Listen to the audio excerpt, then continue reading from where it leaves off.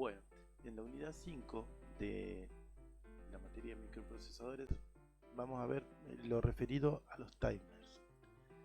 En esta clase vamos a ver de forma conceptual qué son los timers, cómo son los modos de cuenta que tienen los timers,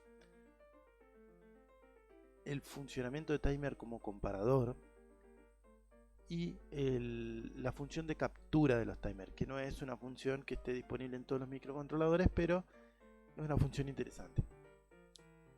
Los timers, bueno, no son más que un componente de hardware, ese es un módulo dentro del microprocesador, dentro del microcontrolador, quiero decir, que provee una marca de tiempo.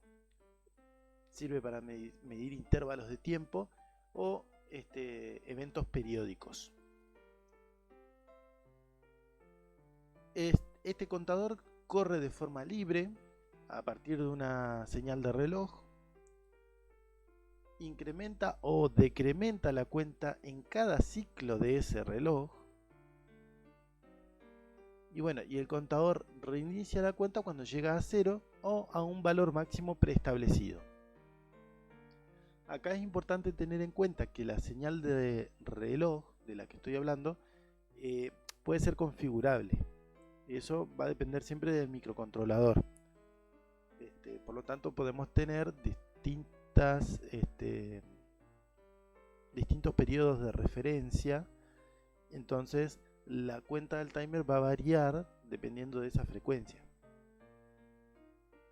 Bueno, continuando, los modos de cuenta son sencillos, son 3. Puede ser modo ascendente, descendente o de forma alineada al centro.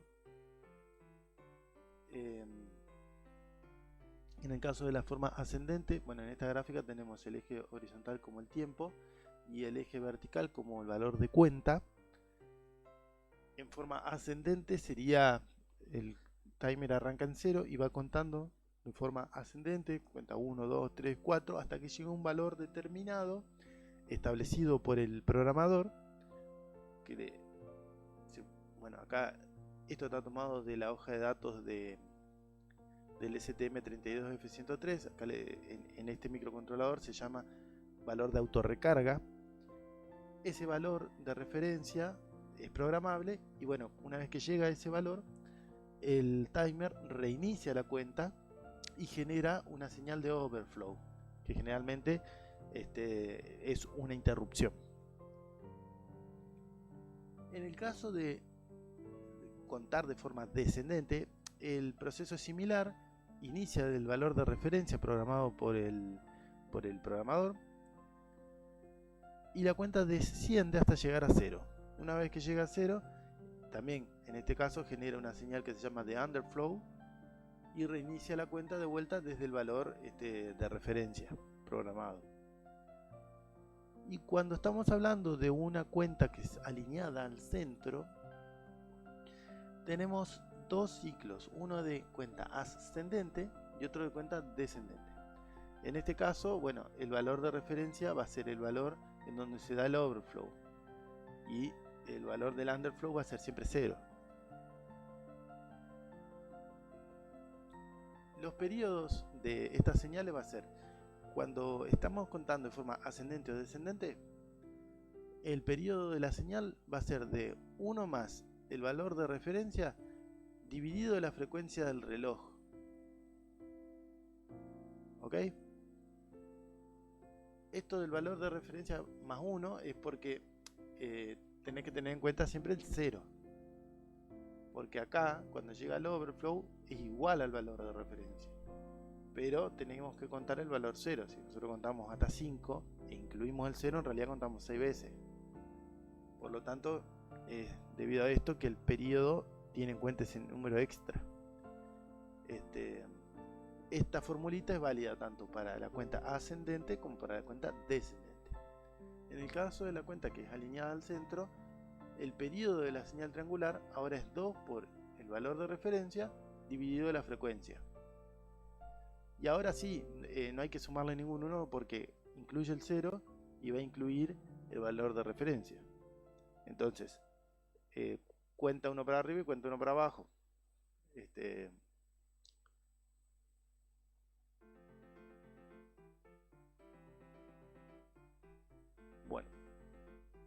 pasemos a la función de comparador. El comparador es una función de hardware que se va a encontrar constantemente comparando el valor de cuenta del timer con el valor de o mejor dicho, con algún valor dado de forma constante. Esto también, ese valor es programable, sería el valor constante, y el valor del timer, ese comparador está constantemente comparando. Una vez que los dos valores son iguales, genera una interrupción de igualdad. No es más que eso. Nosotros de esta manera podemos chequear o contar de determinado tiempo.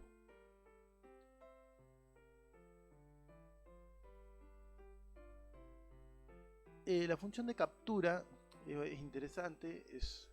En este caso se cuenta con un registro especial que detecta un pulso externo del microcontrolador. El microcontrolador va a dedicar un pin para que uno de forma externa le ingrese con un pulso, y ese registro va a generar o cuando detecta ese pulso va a generar una copia del valor de timer. En el momento en el que se encontraba contando el timer, se guarda ese valor, se guarda una copia de ese valor y genera una interrupción. Esta funcionalidad es interesante, por ejemplo, para contar, para calcular la velocidad de un encoder, ¿no? Uno va recibiendo pulsos del encoder y a partir de eso puede ir guardando los valores del timer en cada momento de uno de esos pulsos, y después por software realiza la diferencia y el cálculo de qué velocidad llevaba ese encoder. Esto por supuesto en el caso de un encoder que queremos calcular la velocidad de un motor, por ejemplo.